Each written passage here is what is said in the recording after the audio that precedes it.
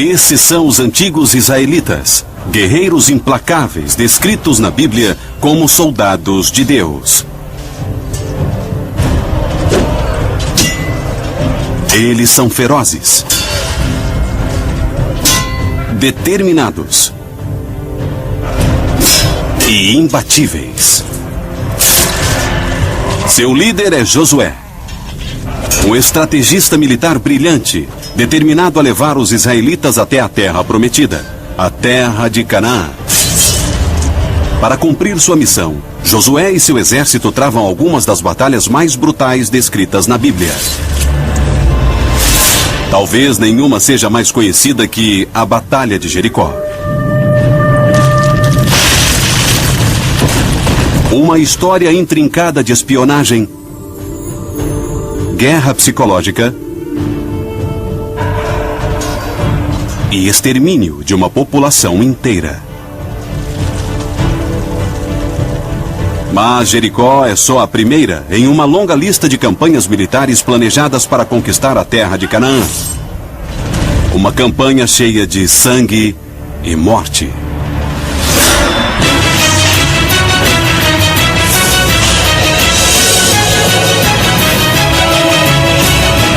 Batalhas antes de Cristo.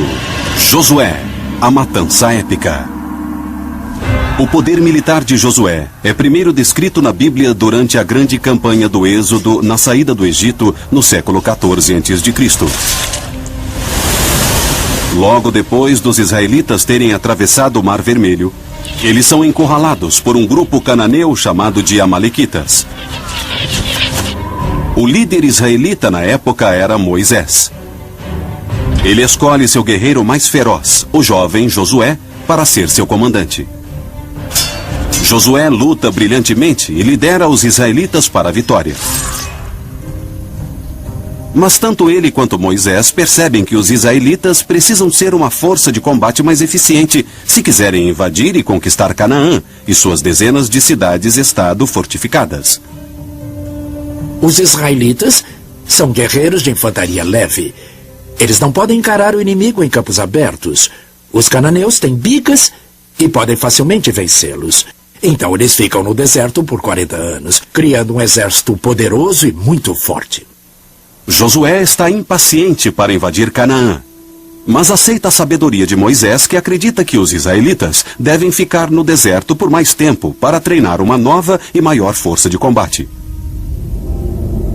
Depois de 40 anos, o contingente do exército cresce para 8.000. Uma força que agora vai ter o seu momento. O primeiro passo é deixar o acampamento em Cádiz Barneia. As cidades muradas de Canaã bloqueiam a rota pelo norte. Então Moisés e Josué lideram 35.000 homens, mulheres e crianças para o sul. E depois para o leste, até o Vale do Jordão. Os israelitas passam tranquilamente pela terra dos Edomitas e dos Moabitas. Mas logo encontram uma tribo não amigável, que se recusa a deixá-los passar, os Amonitas. Nesse primeiro teste do exército israelita recém-treinado, Josué mostra que não perdeu sua habilidade militar e lidera o exército até a vitória. A Bíblia diz que Moisés, Josué e os israelitas atacaram várias outras tribos no Vale do Jordão a caminho de Canaã. Números 21:33. Eles subiram pelo caminho de Bazã. Og, o rei de Bazã, com todo o seu povo, saiu contra eles e os atacou. Eles o derrotaram e também seus filhos e todo o seu povo, sem deixar ninguém com vida. Qual a necessidade desse tipo de brutalidade? E a resposta de uma perspectiva militar é bem simples. Os israelitas não têm intenção de morar no Vale do Jordão. Sua intenção é passar com o exército até a fronteira de Canaã para que a área, ao longo do Rio Jordão, se torne um ponto estratégico para ataques futuros a ela. E eles não podem permitir forças hostis significativas na sua retaguarda. A Bíblia nos diz que Moisés morre antes de chegar à terra prometida e Deus escolhe Josué como comandante dos israelitas. Até aqui, os israelitas precisaram de 40 anos e milhares de mortes para chegar onde estão. Mas entender onde Josué esteve nos dá uma boa ideia do que vai acontecer a seguir em sua história. Por mais difícil que tenha sido até aqui, a próxima parte da viagem para Canaã será ainda mais sangrenta. Josué, agora sozinho no comando, desenvolve uma estratégia para conquistar Canaã. Ele precisa adquirir o controle da cadeia de montanhas que passa pelo centro da região. Uma vez nessa cadeia de montanhas, ele não só controla todas as passagens pela região, mas também está livre do contra-ataque dos exércitos cananeus, que têm muitas bigas, enquanto os exércitos israelitas têm uma infantaria essencialmente leve. O exército israelita é perfeito nas táticas de ataque e retirada em terreno irregular, e eles vão jogar com essa força. Josué reúne seus 8.000 soldados e anuncia a localização de seu primeiro ataque. Ele será contra uma das cidades mais antigas do mundo, a lendária cidade de Jericó. Josué atacou Jericó porque ela é o primeiro passo em uma guerra israelita de extermínio. Os israelitas não têm intenção de se estabelecer em Canaã enquanto houver outras pessoas ainda por lá. Eles pretendem atacar cidades, expulsar todos e substituir sua população por eles próprios. Jericó é bem pequena, tem uma população pequena, quase indefesa. Mas Jericó tem suas famosas muralhas, que são 2 muros paralelos com 3,5 metros de separação. Acredita-se que as paredes têm em torno de 9 metros, se estendendo por 1.280 metros. Algumas pessoas de Jericó vivem no espaço entre as 2 muralhas. Entender o desenho de Jericó é crucial para o sucesso da tomada da cidade. Ele não entra apenas com seu exército. Como qualquer bom comandante, ele faz um reconhecimento do alvo. Ele envia 2 espiões para a cidade de Jericó para checar suas defesas e ver o que mais acontece. Ele está levando esse exército para Canaã pela primeira vez. A única coisa que ele não pode encarar é uma derrota ou um erro colossal. Ele quer ter certeza de que isso será um sucesso militar. Os espiões entram em Jericó e se dirigem a um bordel, uma decisão engenhosa.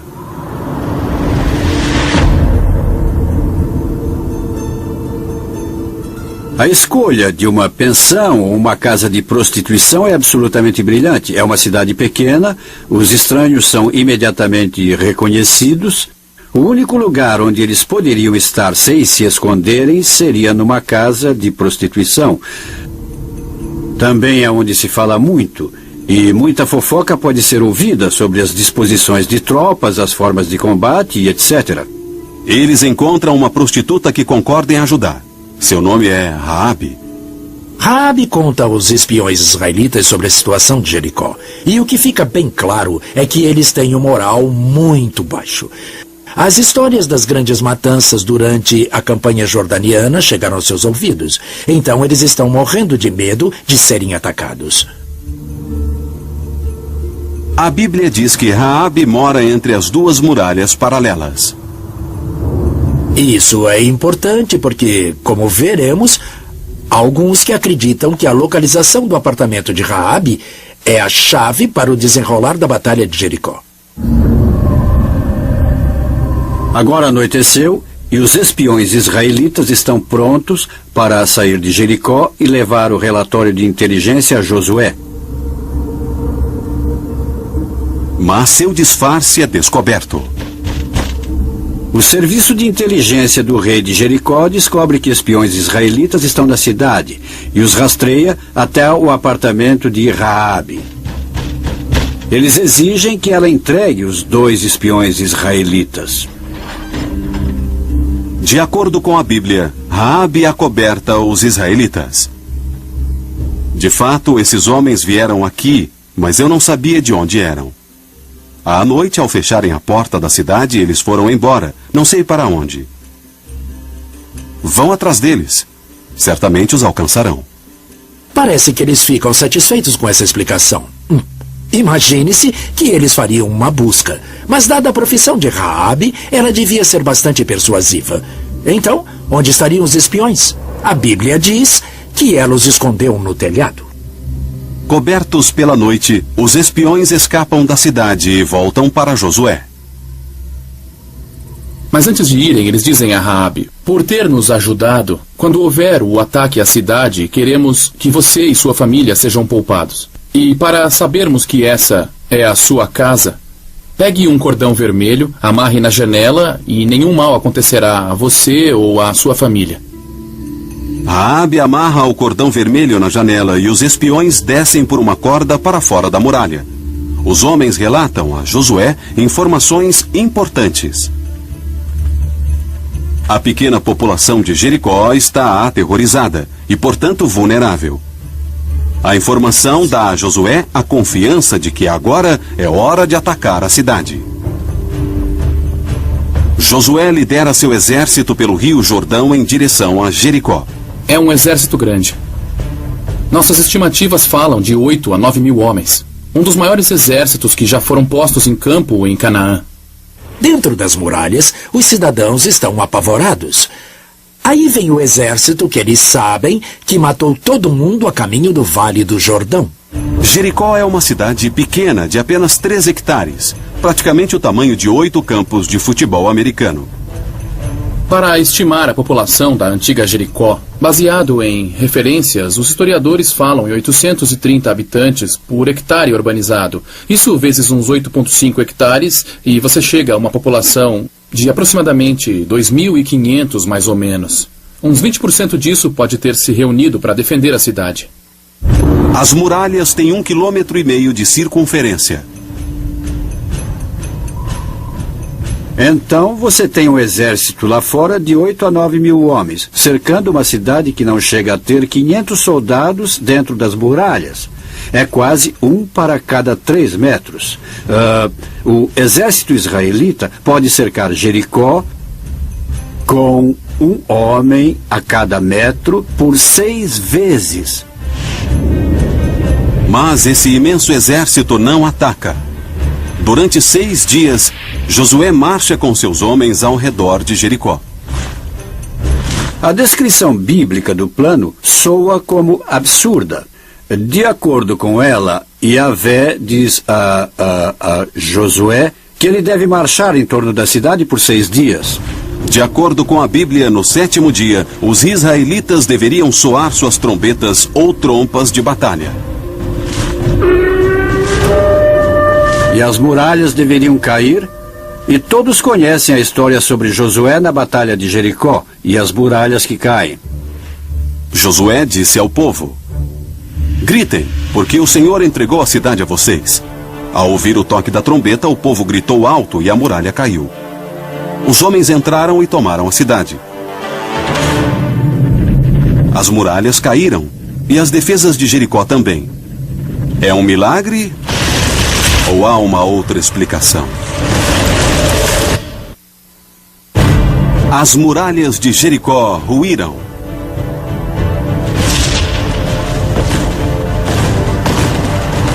Josué e os israelitas têm sua primeira vitória em Canaã.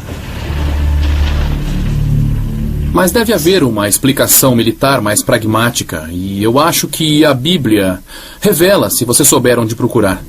O segredo é Raabe, a prostituta. Lembra como os espiões israelitas saem da casa de Raabe? Raabe permite que eles desçam numa corda que ela tem. Eles também pediram que ela amarrasse um cordão vermelho na sua janela. O motivo seria para que o exército israelita reconhecesse que aquela era sua casa e que nenhum mal lhe acontecesse. Mas depois de estarem dentro das muralhas da cidade, os soldados israelitas não poderiam ver o sinal, somente por fora. Agora você pergunta, o que significa um cordão vermelho pendurado em uma janela 2 ou 3 andares acima? Acho que essa é a resposta sobre como as paredes caíram. O cordão vermelho pode ser um sinal, mas se o apartamento for visto de uma perspectiva militar, uma motivação completamente diferente fica clara. E se o cordão vermelho não estivesse lá para dizer, ei, não nos ataquem? E se fosse um convite para subirem? Quem disse que Raabe não pôs a mesma corda para fora da janela que os espiões usaram para descer, para que agora os soldados israelitas subissem por ela? O exército israelita cria o disfarce perfeito, com esses soldados marchando ao redor da cidade, soprando ruidosamente suas trombetas de batalha. Enquanto houvesse o barulho, ficava fácil que 8, 10, 12 homens por vez subissem pela corda, até o apartamento indicado pelo cordão vermelho e se escondessem dentro dele ou no teto. Durante 6 dias, 10 homens de cada vez, seriam uns 50 ou 60 homens agora dentro da muralha. No 7º dia, o exército ainda marcha em torno da cidade. Josué dá o comando e, mais uma vez, os israelitas sopram suas trombetas. Apenas uma última vez. Que barulho era esse? Provavelmente um sinal para os homens das operações especiais, e o que eles devem ter feito foi sair rapidamente. E atacaram o seu alvo por dentro, abriram o portão e as muralhas caíram. Por ter mais homens do lado de fora em relação aos cidadãos de dentro, eles poderiam facilmente derrubar uma parte da muralha. Isso pode ter facilitado que soldados israelitas subissem no topo e as muralhas, metaforicamente falando, começassem a ruir.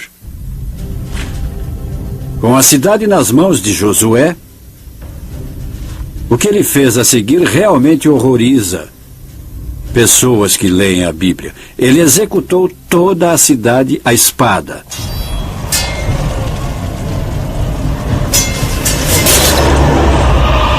O termo em hebraico é Kohanesema. Se aproximar da cidade e matar tudo que tiver vida. O massacre é corpo a corpo.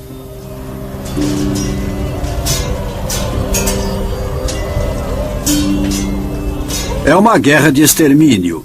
Josué envia um recado a outros reis de Canaã. Esse é seu destino se não forem embora.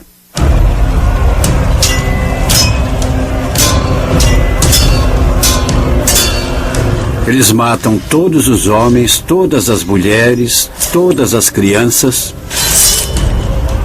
todos os bodes, todas as ovelhas, todos os jumentos, literalmente tudo que tiver vida, e depois queimam a cidade. É um destino terrível, terrível, que ele impõe ao pobre povo de Jericó. Josué é bom tático e também bom estrategista. Mas dá para suspeitar também que ele seja um homem intoxicado por Deus. Ele está disposto a impor esse horror a uma população completamente inocente para alcançar objetivos não só militares, mas talvez para alcançar a promessa de Yahvé, de que você deve ir à terra de Canaã e tomar as cidades que eu deixei a vocês como herança. E o preço da herança, em termos humanos, é muito alto. Mas o derramamento de sangue só começou. Josué destruiu Jericó principalmente por motivos psicológicos. Seu próximo alvo será estratégico. A cidade de Betel, 16 quilômetros ao norte da moderna Jerusalém, controla uma importante passagem para dentro das montanhas. Daqui, Josué pode começar a controlar a área central da montanha de Canaã. Betel representa um dos poucos lugares na montanha onde uma força invasora pode se consolidar. Então eles precisam dessa passagem para que Josué possa pôr o resto de sua estratégia em andamento, podendo se mover pelas próprias montanhas em ambas as direções e neutralizar todas as cidades cananeias. Antes dos 8.000 homens de Josué seguirem adiante, ele envia uma pequena força de reconhecimento a Betel. No caminho, eles passam pelas ruínas de uma cidade chamada Ai. Ai foi uma cidade altamente fortificada uns 1000 anos antes. Mas durante o período de Josué, ela estava em ruínas. A ruína tem um importante papel na próxima fase da conquista de Josué. A equipe de reconhecimento de Josué afirma que Betel e Ai serão facilmente vencidas. Eles aconselham que ele não envie todo o exército lá em cima na ruína, porque não há necessidade. Confiando na informação, Josué envia apenas um pequeno grupo de aproximadamente 600 homens até Ai. Ele não faz ideia de que o exército de Betel está escondido nas ruínas. Em Ai, Josué comete um dos seus poucos erros. A função do pelotão de reconhecimento é relatar a situação no local e não dar sugestões operacionais. Enquanto o resto do pelotão fica de fora, uma pequena equipe de reconhecimento entra nas ruínas.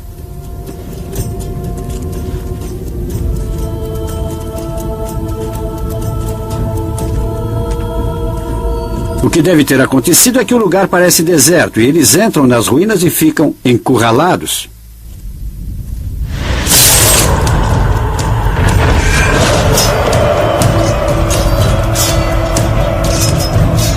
A maior parte da equipe de reconhecimento é morta. O resto do pelotão israelita fora das ruínas entra em pânico e parte em retirada. A armadilha em Ai se torna a primeira derrota de Josué. A vitória de Josué em Jericó é neutralizada em Ai, onde os israelitas sofrem sua primeira derrota desde que invadiram Canaã.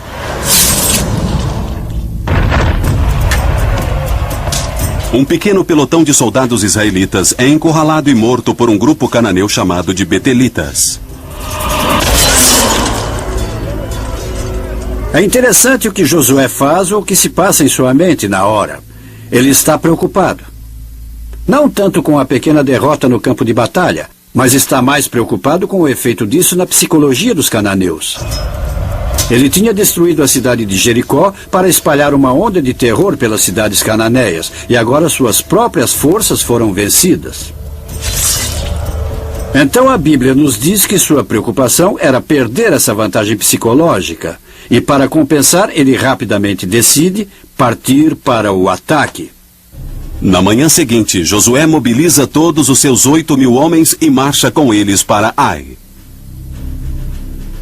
A marcha de Josué leva a maior parte do dia, chegam ao entardecer e ficam numa posição atrás de umas colinas ao leste das ruínas. Entre o exército de Josué e Ai, há um vale raso em forma de uma cela.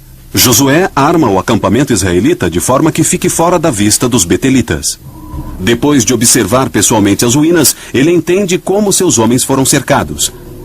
As ruínas de Ai formam um campo de batalha caótico, 5,5 hectares de escombros entre um muro derrubado. É uma confusão de ruínas e de prédios demolidos, um território perfeito para emboscadas.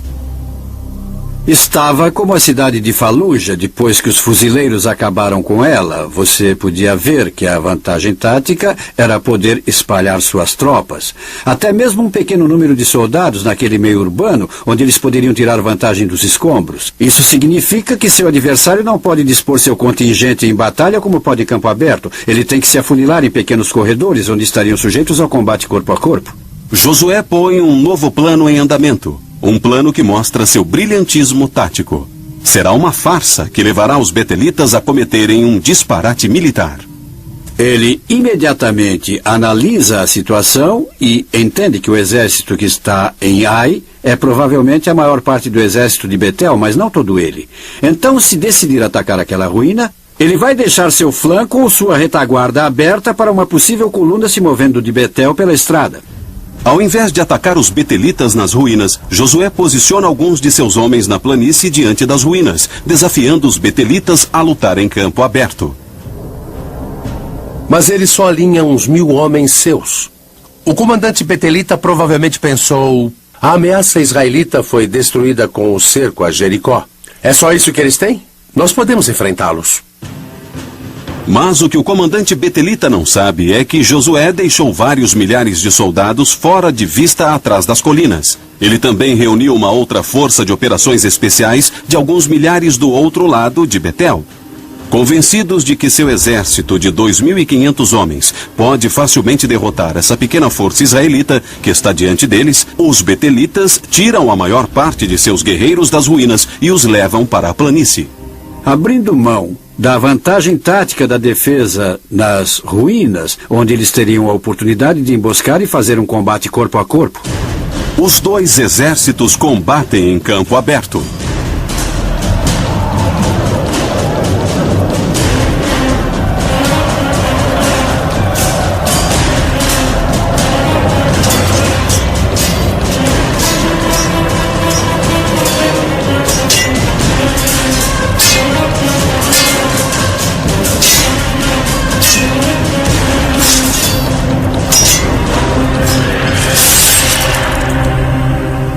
O sangue, os pelos e os olhos se misturam e a batalha é feroz. A espada de bronze é a principal arma de ambos os exércitos.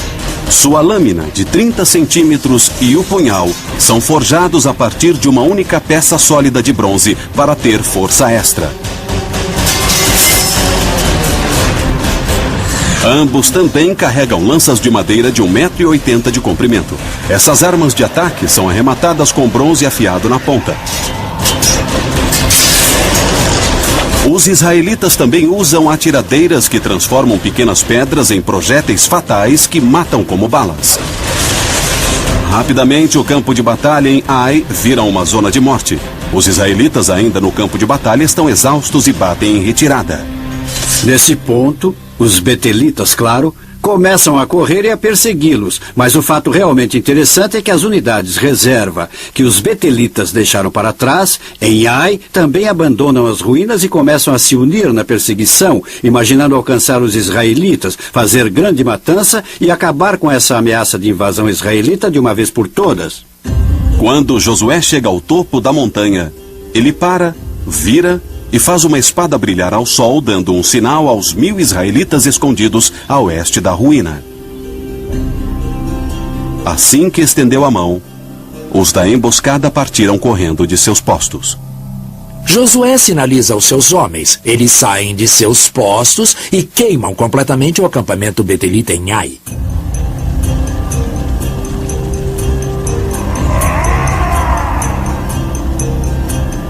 Agora, os betelitas em terreno aberto olham para trás e seu acampamento está em chamas. Eles percebem que também foram pegos por trás. Mas Josué não terminou. Ele dá outro sinal. Dessa vez para o grupo principal de seu exército, por volta de 5.000 soldados. Eles esperavam atrás da serra. Dá para imaginar o terror dos soldados betelitas quando, de repente, um grupo enorme de 4 a 5.000 soldados que estavam escondidos até então aparece nos limites do vale e começam a lutar junto com as forças de Josué, que se viraram, se reuniram e começaram a atacar para baixo. Os betelitas são capturados entre duas forças israelitas. Sendo apenas 1/3 do contingente inimigo, os betelitas são encurralados e mortos.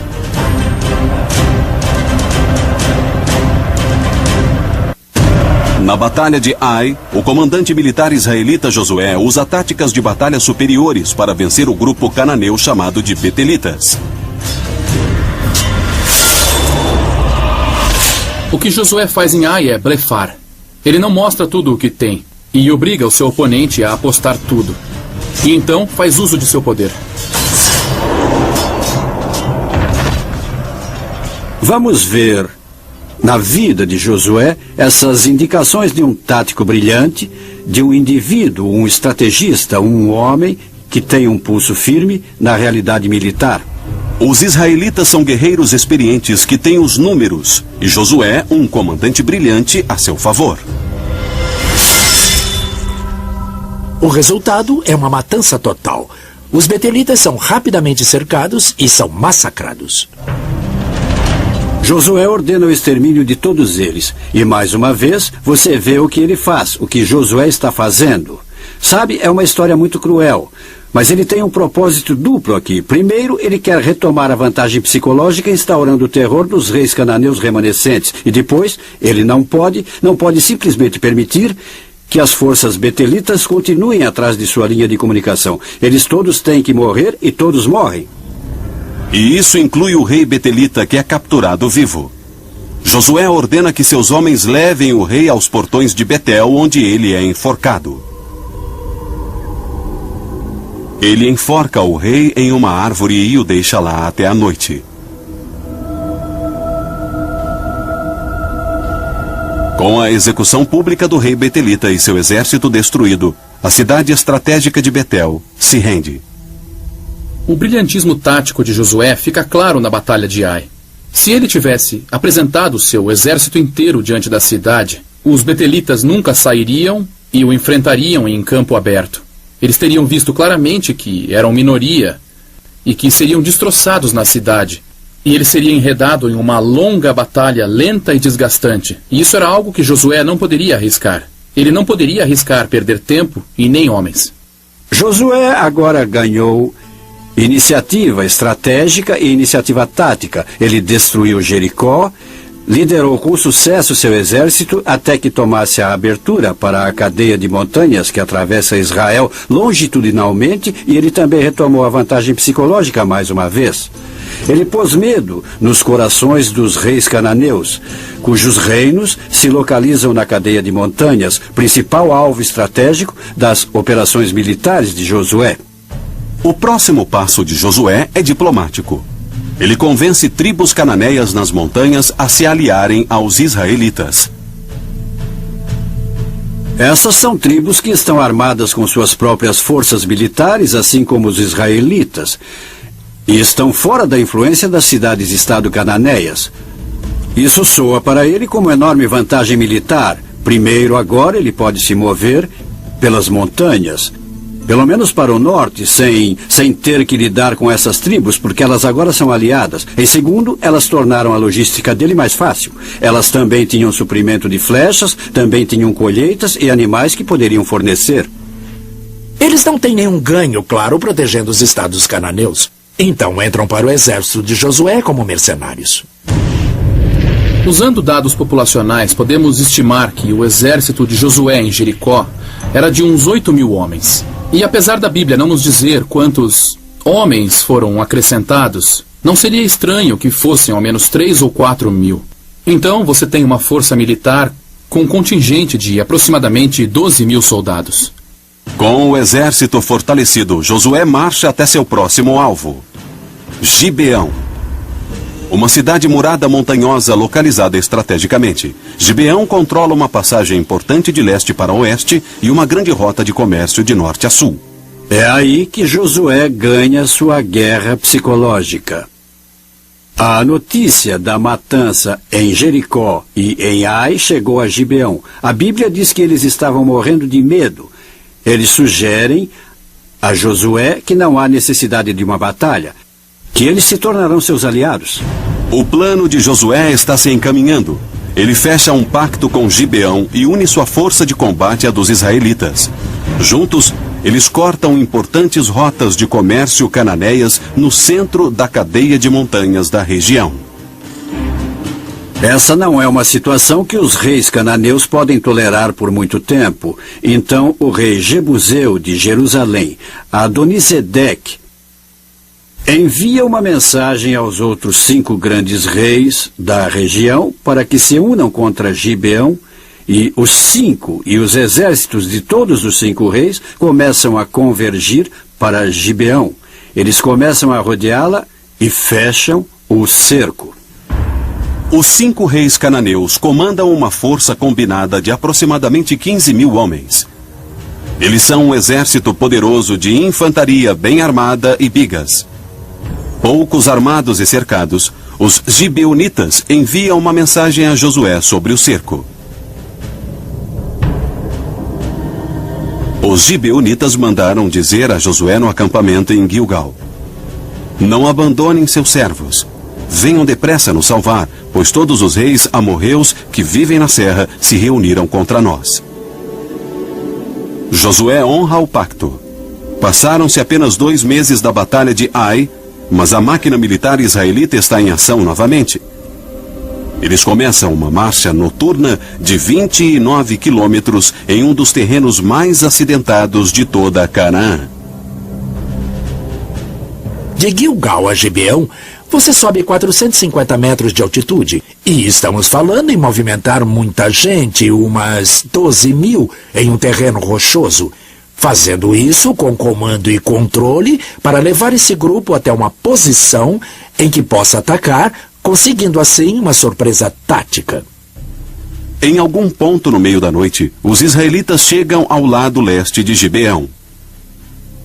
Para entender o que está havendo, você tem que entender o tipo de topografia em que Gibeão está localizada. Gibeão está localizada num vale, mas no centro do vale há um outeiro e a cidade fica localizada nesse outeiro. Os exércitos cananeus unidos cercam Gibeão no vale abaixo. O exército de Josué chega por trás das colinas próximas de Gibeão por volta de umas 3 da manhã. Eles estão exaustos da marcha, estão com fome, com sede, mas não podem fazer fogueiras para se aquecer, não podem fazer fogueiras para cozinhar e nem podem fazer muito barulho. E o motivo é estarem na coordenação final antes de partirem para o ataque. Josué pensa um novo plano de ataque que combina o elemento surpresa com uma precisão de tempo em seu ataque. Qualquer barulho, qualquer erro, qualquer movimento estranho e certamente qualquer fogo poderia denunciar sua posição e boicotar totalmente a surpresa que Josué se esforçou tanto para conseguir. Muitos historiadores acreditam que Josué espera até o amanhecer para iniciar seu ataque. A Bíblia diz que Josué rezou ao Senhor para que o sol ficasse parado. Josué disse ao Senhor na presença de Israel: Sol, detenha-se em Gibeão, e a lua sobre o vale de Aialon. E o sol se deteve e a lua parou.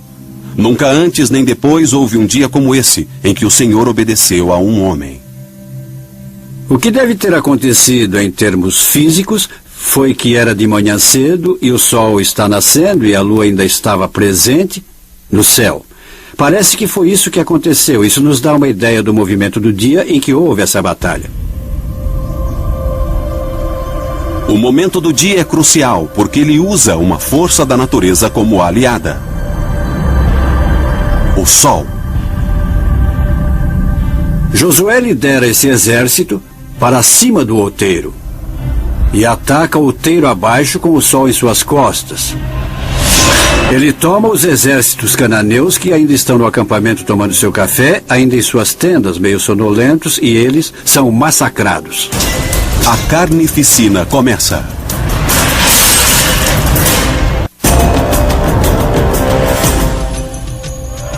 Amanhecer. Josué e o exército israelita atacam as forças cananeias próximas à cidade de Gibeão. Aí vem 12.000 israelitas aos gritos descendo a colina a toda velocidade. Você pode imaginar os soldados cananeus acordados pelos gritos de batalha do lado de fora de suas tendas. Sem armaduras e sem armas, eles tentam recobrar os sentidos até serem cegados pelo sol baixo, brilhando em seus olhos. E no meio de toda essa claridade, há somente espadas israelitas. Os cananeus estão desarmados, sonolentos e temporariamente cegos. Josué deixou o inimigo sem defesas.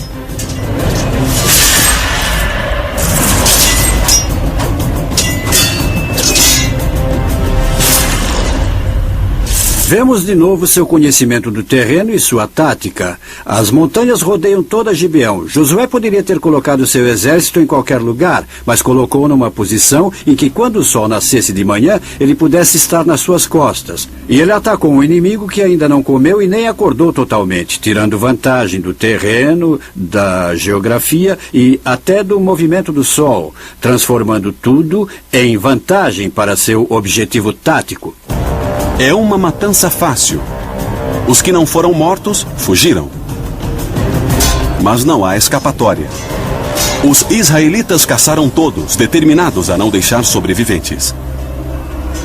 O que Josué tem em mente é nada menos que o extermínio do exército de uma das mais poderosas cidades-estados em toda Canaã. Eles não devem sobreviver por mais um dia. Eles continuam caçando e perseguindo os cananeus que fugiram em todas as direções até o pôr do sol. Depois descansam naquela noite, levantam logo ao amanhecer e continuam a perseguição.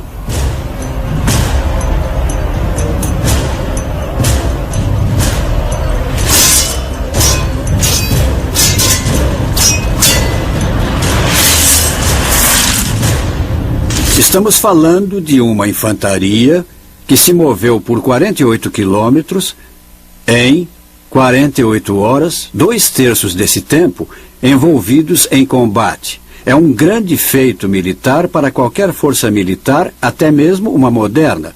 Mas ver isso executado nos tempos da Bíblia dá mesmo a sensação de como Josué era um comandante militarmente sofisticado.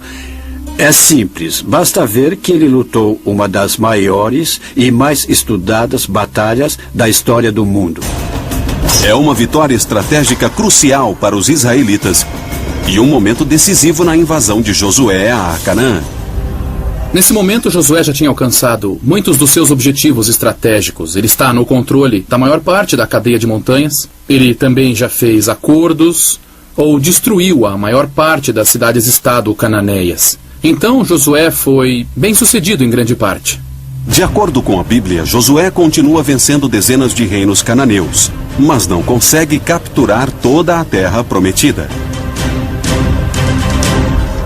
No fim das contas, sabemos que Josué simplesmente não consegue reunir todas as forças que poderiam trazer a conquista completa de Canaã e sua colonização pelos israelitas. O resultado é que, como a Bíblia conta essa história, Josué nunca conseguiu fazer isso e assim morreu na amargura. No final de sua vida, Josué se aposenta do combate e cai no anonimato. Ele foi enterrado sozinho num lugar que, traduzido do hebraico, significa Montanha da Ira, e diz a Bíblia que ninguém foi ao seu funeral. Esse é um final inesperado para um dos maiores comandantes da história. Mais de 300 anos depois, a conquista sangrenta da terra prometida por Josué, e particularmente a Batalha de Jericó, continuou sendo uma das histórias mais populares da Bíblia. Há uma certa mitologia sobre Jericó. Ela tem todos os elementos de uma grande aventura. Há espiões, guerra psicológica, estratégia, suspense e, claro, violência. E isso fica mesmo em você. A história de Jericó ficou marcada na consciência humana. Quando você pensa na matança de uma população civil, supostamente com a bênção de Deus, algumas questões são levantadas sobre o que isso demonstra a respeito da Bíblia. As estratégias militares de Josué, de cerco e guerra psicológica, ecoaram através da história. Em abril de 1975, o exército comunista do Vietnã do Norte, sob comando do famoso general Nguyen Giap, chega de todos os lados até a capital sul-vietnamita Saigon. E antes das Forças Armadas, houve uma onda de rumores que meio que enfraqueceram a vontade de lutar do povo de Saigon. Como Josué, Giap cerca Saigon com suas tropas. Basicamente, ele cria um elo em torno da cidade e o aperta aos poucos. Ao mesmo tempo, a reputação de Giap chega na frente. O povo de Saigon lembra sua ofensa em Tet 7 anos antes, com execuções em massa de milhares de civis sul-vietnamitas. Alguns dizem que os Vietcongs tinham homens em Saigon em 1975 que ajudaram a alimentar os boatos, aumentando o terror que tomaria conta da população civil, como pessoas que tiveram suas unhas arrancadas e outras torturas, coisas terríveis. Josué é mais conhecido como o homem que levou os israelitas até a terra prometida de Canaã. Uma terra que continua a se encharcar de sangue. A antiga Canaã abrange o que é hoje Israel e os territórios ocupados. As disputas de terra ainda existem. O sangue ainda é derramado. 3.500 anos depois de Josué liderar os israelitas até onde hoje seria o seu lar bíblico, um legado de violência permanece na terra prometida. Foi Deus que prometeu a terra aos israelitas. Mas foi um homem quem os levou para casa. O gênio militar ardiloso e brutal, Josué.